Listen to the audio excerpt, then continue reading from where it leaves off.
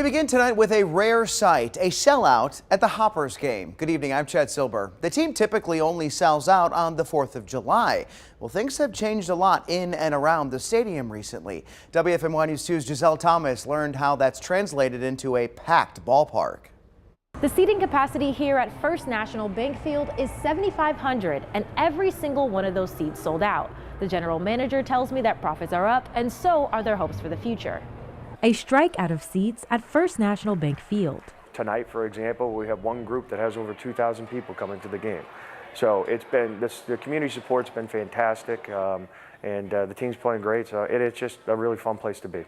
The Greensboro Grasshoppers Friday night game was standing room only. General Manager Tim Vangel says the team and the stadium have come a long way in the 2 decades since it began. Because when we first moved here, there was an empty Chevrolet car dealership lot.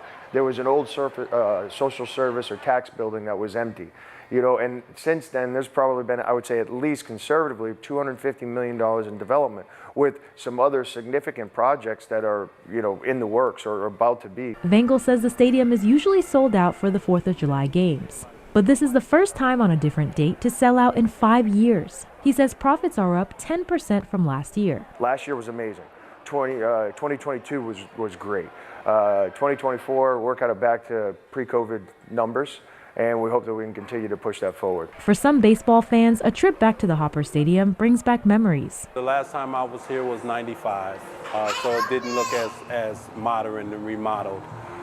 So, you know, being that I see, you know, the development in the city, it's definitely different. Like when I came down, I'm like, where am I at? Upgrades Vangel says the stadium wants to keep pushing since it started as an economic vision for downtown. Jim Melvin, Mr. Melvin, and the Bryan Foundation, and having the vision to put up a large, significant chunk of money to get this stadium privately built.